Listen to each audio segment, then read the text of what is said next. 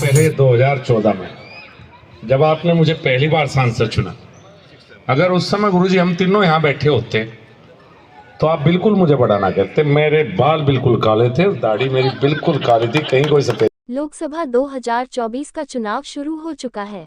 इसी क्रम में आज भारतीय जनता पार्टी के लोकसभा मुजफ्फरनगर के प्रत्याशी डॉक्टर संजीव बालियान ने प्रचार कार्यक्रम के दौरान हरि वृंदावन सिटी में एक जनसभा को संबोधित किया। हरि वृंदावन सिटी में डॉक्टर संजीव बालियान का स्वागत ढोल नगाड़ों और आतिशबाजी से किया गया।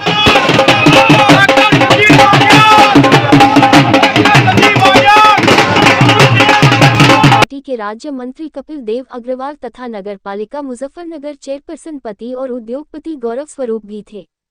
केंद्रीय मंत्री डॉक्टर संजीव बालियान ने इस समारोह में वृंदावन सिटी में लगने वाली 2 हाई मास्ट लाइटों का भी उद्घाटन किया तथा सहवाली गांव तक जाने वाली सड़क के पुनर्निर्माण का भी उद्घाटन किया।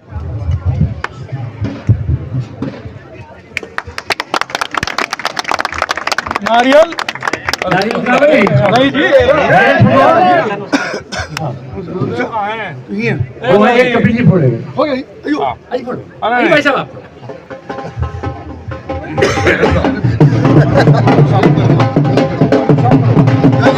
किया गया। अपने संबोधन में राज्य मंत्री कपिल देव अग्रवाल ने कहा कि वोट देने का कर्तव्य सभी नागरिकों का है, अतः वृंदावन सिटी कॉलोनी के सभी निवासी अपने मत का उपयोग जरूर करेंगे, ऐसी उन्हें आशा है। इसी तरह गौरव स्वरूप ने भी कहा कि नगरपालिका चुनाव के दौरान इस कॉलोनी से मात्र 40% के करीब मतदान हुआ था, जो बहुत कम था। उन्होंने प्रार्थना की कि लोकसभा के चुनाव में इस बार 100% मतदान ये कॉलोनी करेगी, ऐसी आशा है। इसी क्रम में डॉक्टर संजीव बालियान ने अपने संबोधन में कहा कि सांसद के रूप में कार्य करना बहुत कठिन है। उन्होंने अपने कुछ अनुभवों को भी साझा किया। साथ ही 2014 से अभी तक नरेंद्र मोदी सरकार ने जो विकास कार्य मुजफ्फरनगर में किए हैं, उनको भी गिनाया। संजीव बालियान ने कहा कि मुजफ्फरनगर में बहुत सारे विकास कार्य हुए हैं और अभी भी बहुत से विकास कार्य होने हैं, जिसमें एक मेडिकल कॉलेज का निर्माण होना भी शामिल है। इसके लिए जरूरी है कि नरेंद्र मोदी सरकार तीसरी बार भी केंद्र में आए। हास्यपूर्ण लहजे में संजीव बालियान ने कहा कि जब वे पहली बार सांसद बने थे तो उनके सिर के सारे बाल काले थे, मगर 2024 आते आते उनके बहुत सारे सर के बाल सफेद हो गए हैं और दाढ़ी के बाल तो आप देख ही लीजिए। समारोह का संचालन भूदेव सिंह जी ने पहले 2014 में जब आपने मुझे पहली बार सांसद चुना, अगर उस समय गुरुजी हम तीनों यहाँ बैठे होते तो आप बिल्कुल मुझे बड़ा ना कहते। मेरे बाल बिल्कुल काले थे, दाढ़ी मेरी बिल्कुल काली थी, कहीं कोई सफेदी नहीं थी। क्यों भाई साहब, ये 10 साल के सांसद के रूप में बाल सफेद हो गए, यहाँ से उड़ गए, और दाढ़ी का क्या हाल है, ये सब मुझे फर्नर की देन है। और बड़ा कठिन समय था वाकई जब मैं सांसद बना 2014 में। ये जनपद अजीब सी स्थिति थी, मुजफ्फरनगर दंगे समाप्त हुए थे, तनाव का माहौल था, और एक तरह से डेवलपमेंट के जितने भी काम हो सकते हैं उनमें हम ब्लैक लिस्टेड थे। समाजवादी पार्टी सरकार थी, इतने भी पैसे नहीं आते थे पीडब्ल्यूडी पे कि गड्ढे भरे जा सके। मेरे आज भी याद है, मैंने पहली मीटिंग ली बिजली विभाग की, यहाँ मीटिंग ली सांसद बनने के बाद।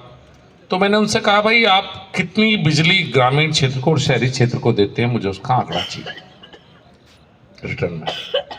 तो ग्रामीण क्षेत्र की आई थी 4 घंटे एवरेज, कि 4 घंटे हर गांव को हम बिजली देते हैं एवरेज, और शहरी क्षेत्र की आई थी 12 से 14 घंटे। उस समय बिजली मिलती थी 12 ही मान लो आप, 4 और 12, तो बड़ा मुश्किल काम था। आज मैं कह सकता हूं कि 4 घंटे से ग्रामीण क्षेत्र 18 घंटे पे है, और 12 घंटे से शहरी क्षेत्र अगर कोई गड़बड़ ना हो तो 24 घंटे पे है। ये कोई एक दिन में नहीं आया, ये कोई एक दिन का काम नहीं। हो सकता है बड़ा आसान लगता है कई बार कहना, इन पिछले 10 साल में करीब 5,000 करोड़ रुपए का इन्वेस्टमेंट एक दिन में नहीं हो सकता।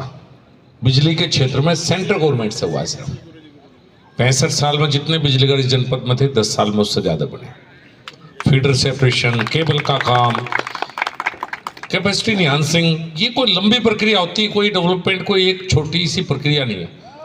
मैं जब 2014 में जिस दिन मंत्री पद की शपथ ली, तो उससे अगले दिन शायद गडकरी जी को जब मिनिस्ट्री मिली तो मैंने उनसे, हमारे पूर्व राष्ट्रीय अध्यक्ष भी हैं, तो मैंने उनसे मिलने का समय मांगा। मुझे रात के 12 बजे मिलने का समय मिला और उस दिन मेरा लेटर पैड छपा था और मैंने जो पहली चिट्ठी लेटर पैड पर लिखी थी, मेरे आज भी याद है, वो मैंने पानीपत खटीमा को नेशनल हाईवे बनवाने के लिए लिखी थी।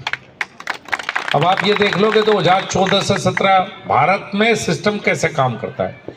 2014 से 17 3 साल तक समाजवादी पार्टी सरकार में एनओसी नहीं मिली। 2017 में जब योगी जी मुख्यमंत्री बने तो एनओसी मिली।